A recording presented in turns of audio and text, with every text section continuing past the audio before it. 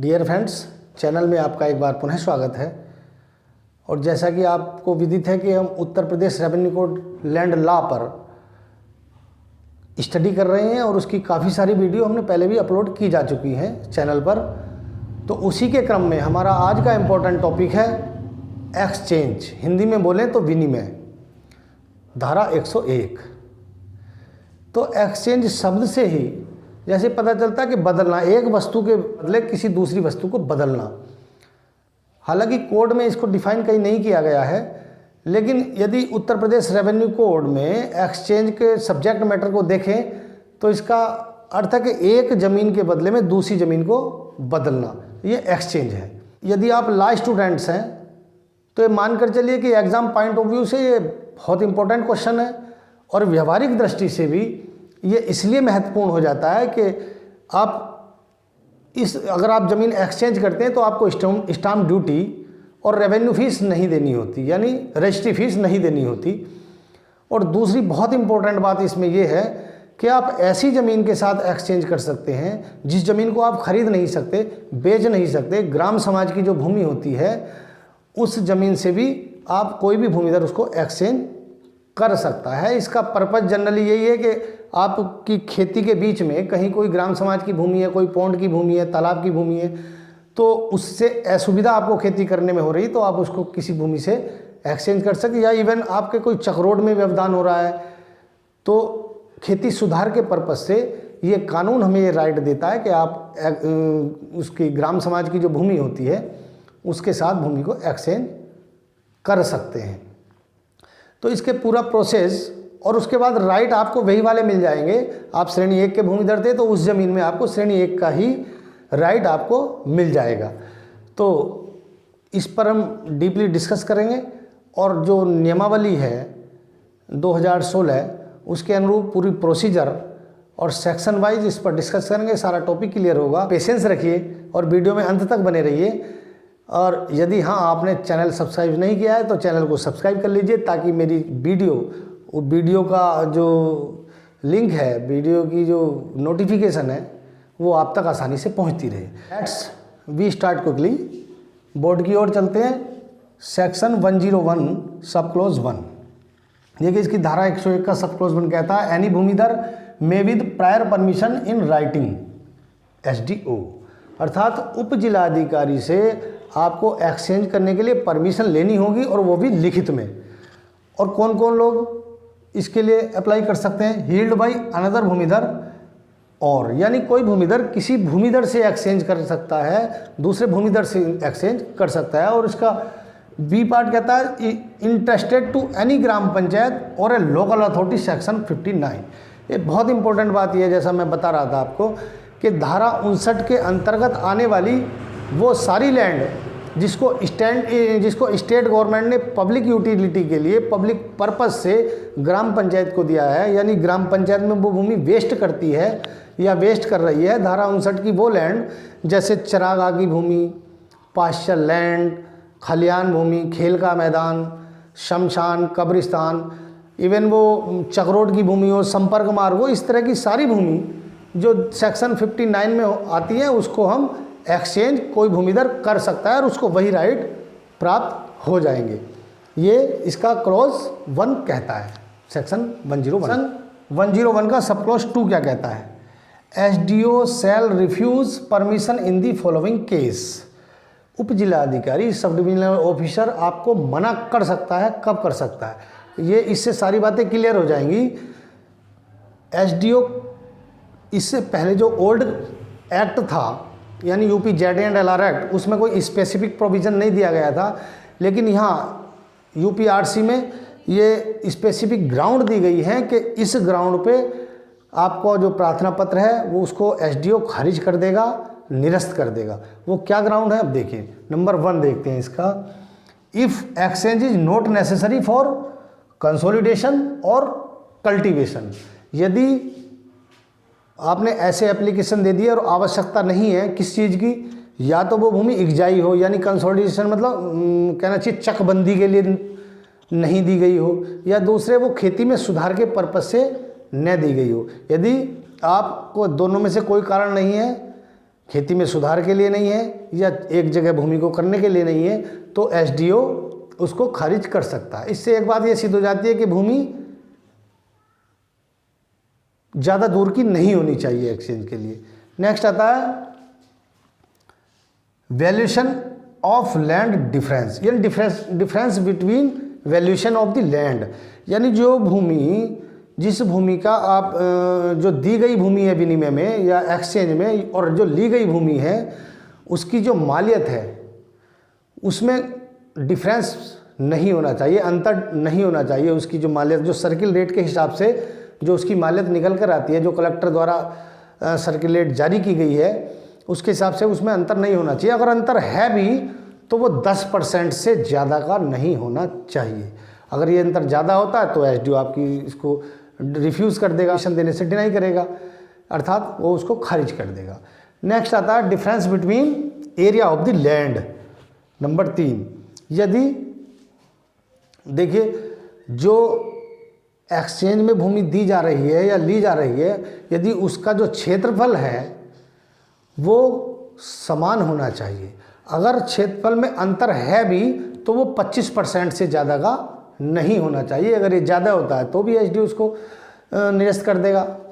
Next now plant use reserve, यदि ग्राम समाज की ऐसी भूमि है जो प्लांट यूज़ के लिए, अर्थात इसको नियोजित भूमि के लिए आरक्षित है, या ये मान के चलिए कि कोई खास वर्ग, खास काम के लिए ग्राम समाज को आरक्षित की गई है, तो उस भूमि का भी एक्सचेंज नहीं किया जा सकता। लेकिन हाँ, यदि एसडीओ ये समझे कि वो दोनों पक्षों के हित के लिए है और पब्लिक हित के लिए वो भूमि है, तो वो उसकी रिपोर्ट शासन को दे सकता है, और यदि शासन उसको अलाउ करता है तो वो फिर वो उसको रेवेन्यू रिकॉर्ड में चढ़वाने की ड्यूटी भी एसडीओ की होती है।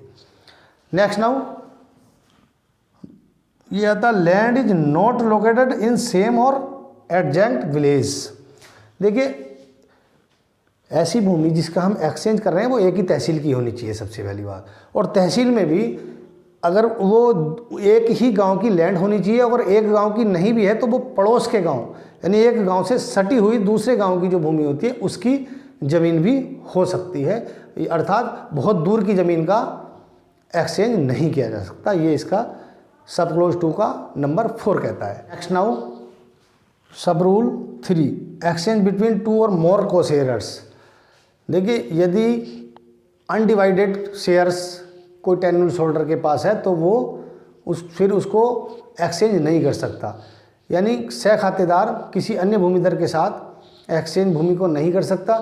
लेकिन हाँ, को शेयरर्स आपस में उसको एक्सचेंज कर सकते हैं। ये रिस्ट्रिक्शन और लिमिटेशन इसमें दी गई है। नेक्स्ट आता है, ये इसका सब रूल 4 है, registration act 1908 shall not apply to exchange. देखिए रजिस्ट्रेशन एक्ट 1908 इस पर लागू एक्चुअली नहीं होता एक्सचेंज पर, यानी आपको रजिस्ट्री कराने की आवश्यकता नहीं है।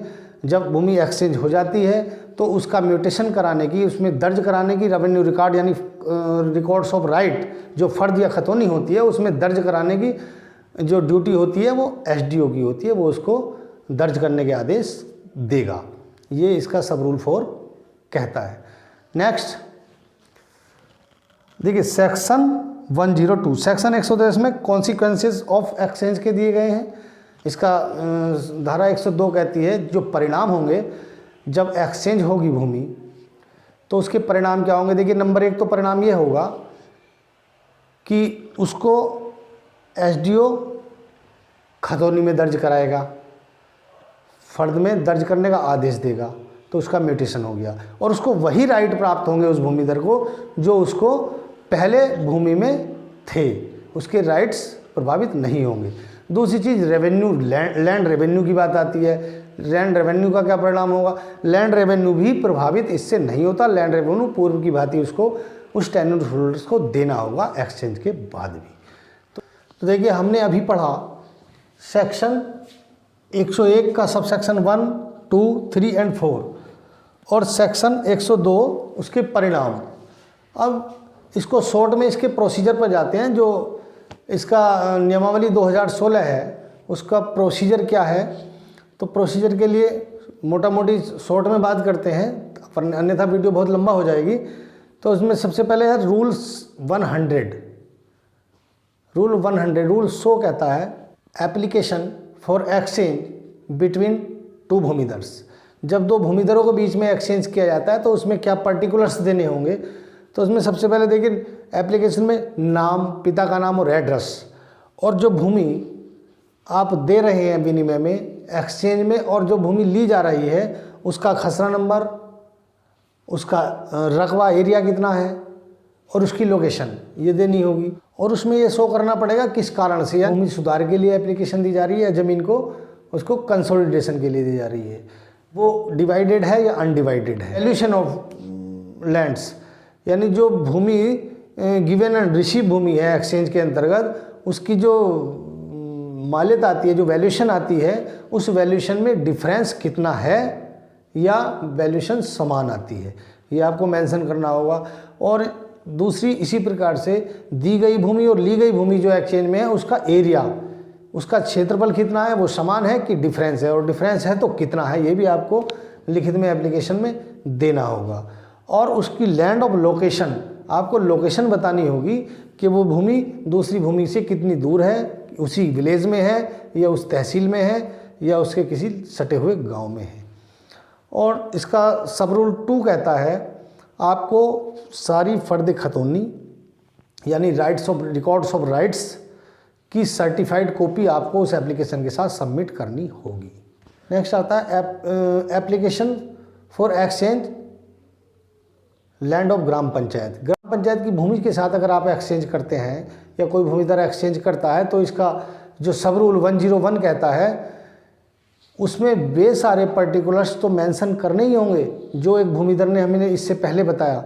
उसके साथ साथ उनको ये भी देखना होगा कि भूमि प्लांट यूज़ के लिए तो रिजर्व नहीं है, एक। दूसरा, उसमें यदि ग्राम पंचायत की भूमि में पेड़ कितने खड़े हैं तो उनको भी मेंशन करना अनिवार्य है। और इसका सब रूल 2 ये कहता है, रूल 101 का, सारी सर्टिफाइड कॉपी तो सबमिट करनी ही होंगी फर्दों की। उसी के साथ ग्राम भूमि प्रबंधक समिति का जो एजेंडा रजिस्टर होता है उसमें जो प्रस्ताव पारित किया है उस प्रस्ताव की सर्टिफाइड कॉपी भी आपको उस एप्लीकेशन के साथ सबमिट करनी होगी, ये अगर ग्राम पंचायत की भूमि है तब। नेक्स्ट आता है rule 102, grant permission by sub divisional officer.